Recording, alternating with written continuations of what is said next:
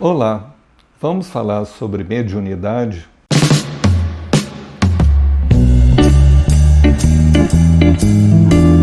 Nós vamos falar aqui sobre mediunidade, mas sob o ponto de vista psicológico, ou seja, como que ela aparece no consultório de psicologia. Inicialmente, para me apresentar, eu sou Adair de Menezes Júnior, eu sou psicólogo, mestre em filosofia e doutor em saúde, com ênfase em psiquiatria, onde eu tive a oportunidade de fazer uma tese trabalhando o diagnóstico diferencial entre mediunidade e transtornos mentais. E o objetivo desse trabalho foi avaliar o que a mediunidade poderia ter de patologia ou de uma experiência espiritualmente saudável. Nós vamos falar sobre isso aqui ao longo dessa nossa apresentação aqui, tá? Bom, mas o objetivo desse canal é discutir questões psicológicas associadas à mediunidade. Porque a mediunidade, ela sempre surge associado com muitas coisas de ordem subjetiva, o que tornam as pessoas muito confusas sobre o que estaria acontecendo com elas. Então, num primeiro momento, como que essa mediunidade aparece no consultório psicológico? No consultório, normalmente, nós lidamos com os chamados problemas emocionais, que tem a ver com relacionamentos familiares, relacionamentos amorosos, principalmente. Lidamos com algumas situações de crise por conta de problemas do dia a dia, como escolher uma profissão, passar no concurso, alguma coisa assim, e muitas vezes com consequências emocionais de problemas de saúde pessoal ou de pessoas próximas. Agora, a partir de um determinado momento, eu comecei a suspeitar da presença da mediunidade naquela pessoa que vinha ao meu consultório procurando um atendimento psicológico. E, inicialmente, eu sempre percebo que eu posso estar lidando com um médium em potencial quando ele começa a relatar circunstâncias de vida especialmente atribuladas. Isso aí normalmente envolve muito sofrimento na infância, com abandono, abuso de violência física, abuso sexual, muitas descontinuidades da vida escolar, da vida profissional, sempre começam a sugerir que tem alguma coisa a mais envolvida naquilo que poderia ser apenas os problemas emocionais. Depois, num segundo momento, eu começo a perceber fortes oscilações emocionais, muito mais do que aquilo que seria uma pessoa que estaria tendo apenas uma preocupação ou uma ansiedade ou uma condição depressiva. A oscilação emocional, ela é mais específica desse paciente que estaria tendo problemas associados à mediunidade. Nesse ponto, normalmente, eu começo a fazer algumas indagações mais específicas sobre possíveis sintomas de mediunidade que a pessoa poderia ter. Normalmente, eu percebo que tem as experiências mais comuns, mais cotidianas, num primeiro grupo, e num segundo grupo tem experiências mais alusivas à mediunidade. Nesse primeiro grupo, eu começo sondando sobre percepções que as pessoas possam ter sobre a natureza positiva ou negativa de outras pessoas ou de ambientes. É aquilo que pode ser chamado de um sexto sentido. Médium sempre tem esse senso muito aguçado sobre pessoas e sobre lugares e sobre situações. Depois eu indago sobre intuições, sobre palpites que a pessoa tem, e normalmente quem tem mais essas intuições sabe que tem essas intuições. Pergunto sobre pressentimentos, eu sempre verifico se normalmente esses pressentimentos se cumprem, para que não sejam só fantasias. E uma sensação muito interessante que muitos médiuns não desenvolvidos relatam, são momentos de perda de energia inexplicável. São momentos assim de uma grande prostração ou de uma grande sonolência quando estão em contato com determinadas pessoas ou determinados ambientes, ou mesmo quando estão em casa, sozinhos. A partir daí, tem um segundo grupo de experiências que tende a ser mais indicativo de mediunidade, que são momentos de ausência psicológica, aqueles momentos de desligamento pessoal, a pessoa desliga, sai do ar, não sabe o que se passa nesse período, visões que podem ser muito frequentemente de vultos, mais do que de espíritos claramente definidos, vozes, mas não vozes audíveis, mas muitas vezes a pessoa se ouve sendo chamada pelo próprio nome. Aí a pessoa pergunta se alguém da casa a chamou e essa pessoa da casa diz que não chamou. Ocorre muitas vezes aquilo que a gente chama de paralisia do sono, em que a pessoa, se sentindo acordada, ela não consegue mexer o corpo. Normalmente é uma condição muito assustadora, a pessoa fica muito assustada com isso. E acontecem também momentos de desdobramento em sonhos, onde a pessoa tem uma consciência nítida que esteve em lugares, que encontrou com pessoas muitas vezes já falecidas e relata isso com muita lógica. E acontecem também aquilo que nós chamamos de pensamentos invasivos, né, intrusivos. A pessoa pensa persistentemente em algumas coisas que ela não consegue evitar. Normalmente, quando eu tenho esses sinais, eu consigo pensar que a pessoa realmente ela poderia estar tendo a mediunidade. Agora, como tem essa interface entre a mediunidade e os transtornos mentais, que foi o tema da minha tese, aí eu preciso avaliar algumas questões que poderiam apontar a presença da psicopatologia. Na minha pesquisa, eu constatei que pessoas que não têm uma experiência de mediunidade acentuada, se você pegar 10 pessoas comuns quer dizer sem mediunidade ostensiva, de cada 10 pessoas, 3 terão algum diagnóstico psiquiátrico. Quando nós lidamos com um grupo de pessoas que já têm sintomas mais ostensivos de mediunidade e ainda não tem essa mediunidade trabalhada ou, como se diz, desenvolvida, de um grupo de 10, 9 terão um diagnóstico psiquiátrico. Isso significa que a eclosão, a irrupção da mediunidade, ela coloca um certo risco da saúde mental da pessoa. E é por isso que ela vai procurar um psicólogo ou já procura diretamente um psiquiatra. Os sinais indicadores de patologia no sentido psiquiátrico do termo serão de 4 categorias. Nós podemos começar com os mais leves, né, onde a pessoa pode ter um transtorno de ansiedade, que será muito provavelmente o transtorno de ansiedade generalizada, e é muito frequente a pessoa ter o transtorno do pânico, com aqueles sinais típicos, né, da aceleração do coração, da respiração acelerada, da sudorese, né, e da náusea e da tonteira, né? São os sinais típicos do pânico. A pessoa pode ter também os transtornos de humor, muito frequentemente da bipolaridade e algumas vezes da depressão. Podem estar presentes também os chamados transtornos dissociativos.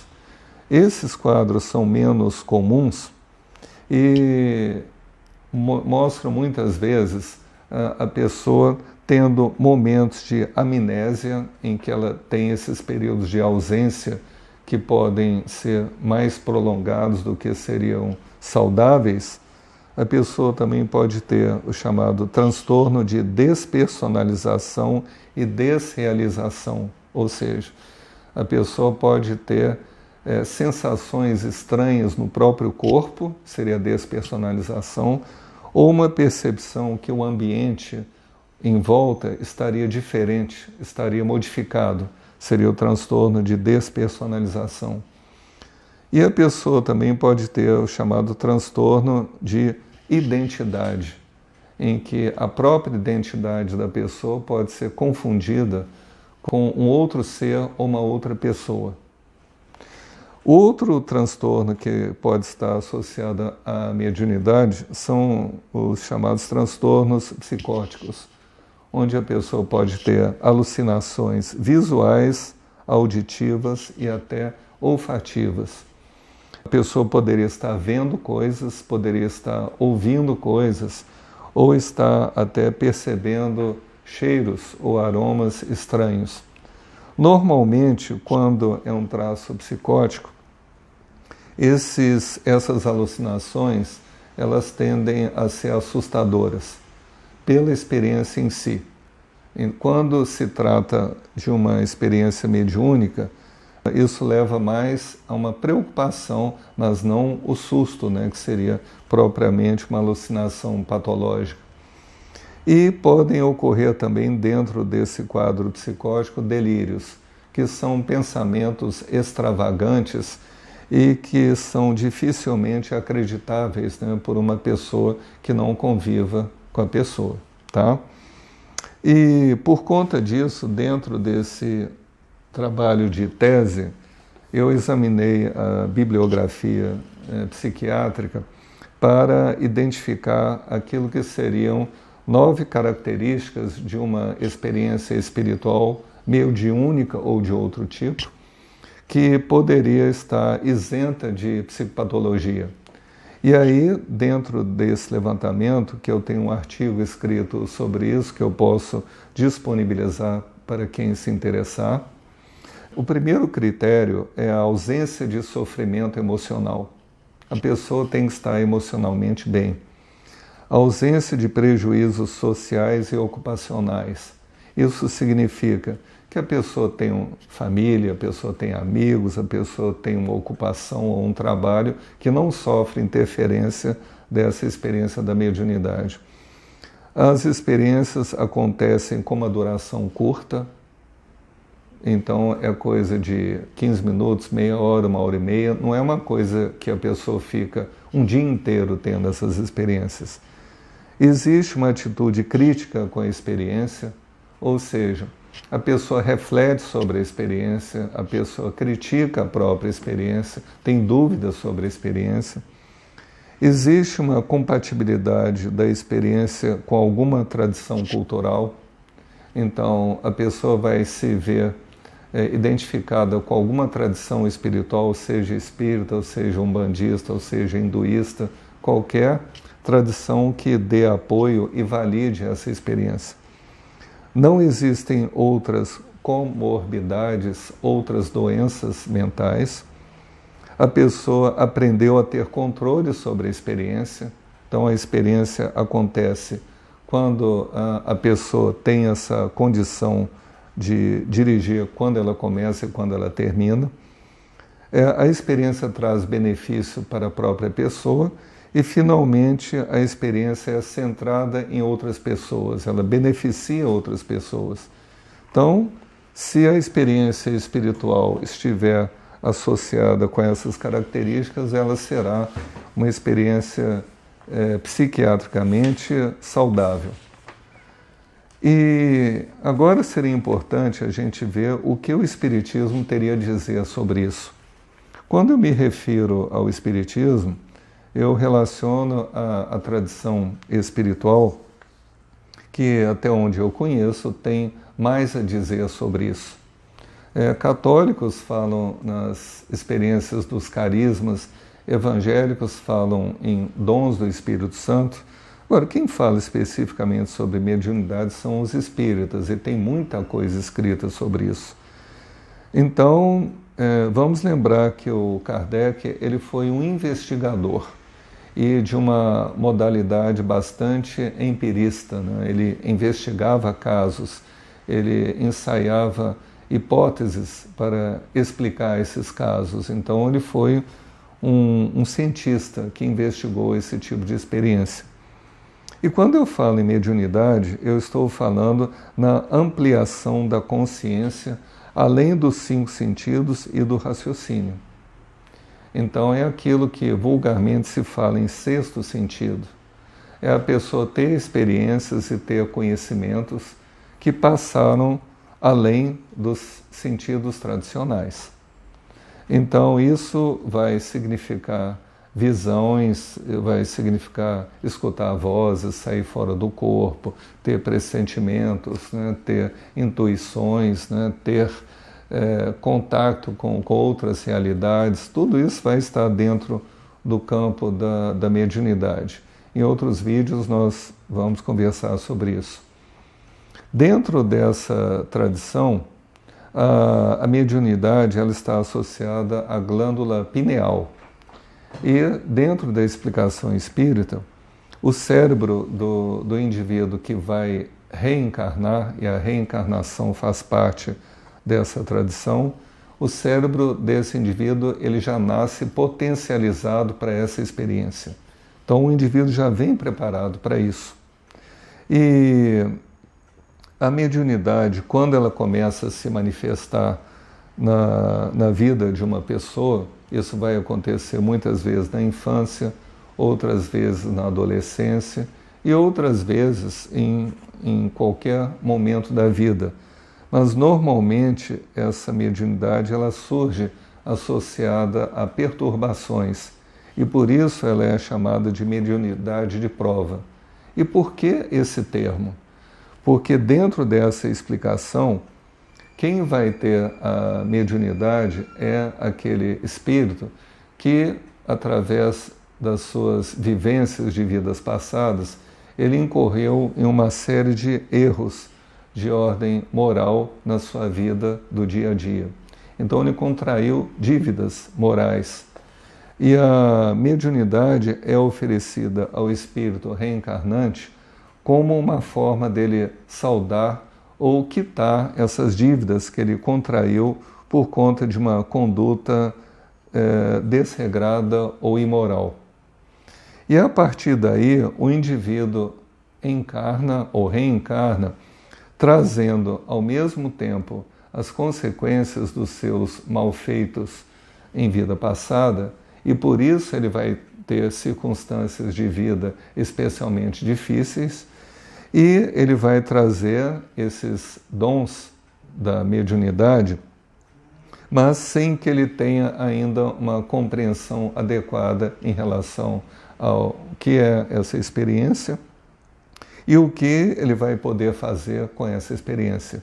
Por isso que, nesse sentido, nós vemos que a mediunidade ela representa um conjunto de recursos que a pessoa pode usar para resolver os problemas da própria vida, só que a pessoa vai precisar aprender que mais do que resolver os problemas da própria vida, ela deve fazer o uso dessa condição, dessa capacidade, para ajudar os outros a resolverem os problemas da vida deles.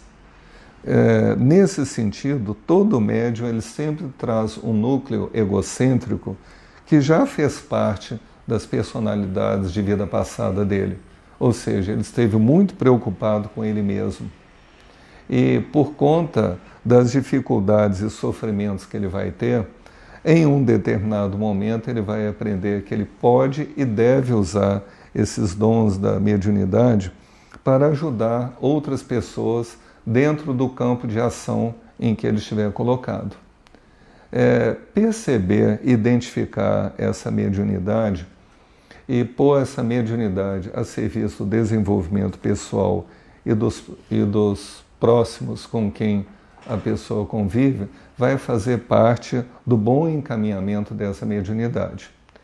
Então, o objetivo desse nosso canal aqui é discutir aspectos que têm a ver com a questão da mediunidade e as questões emocionais associadas a isso.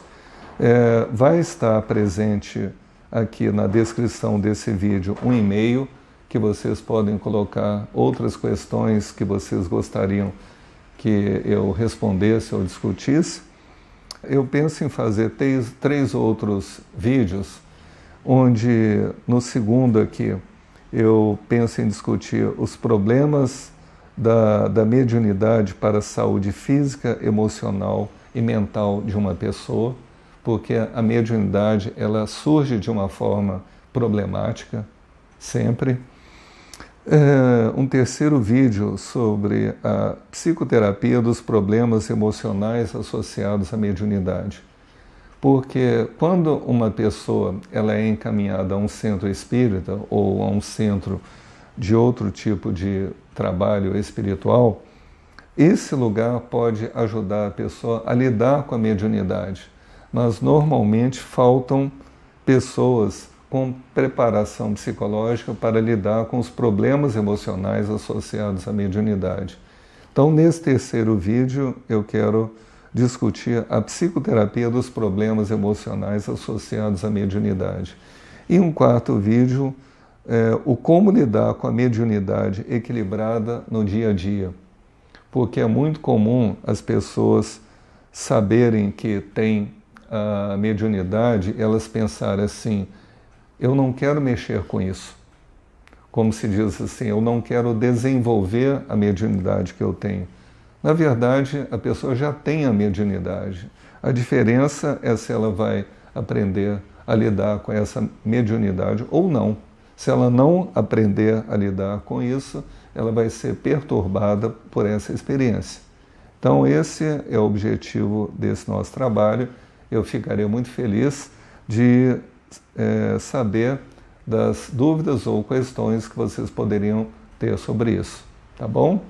Foi um prazer estar com vocês.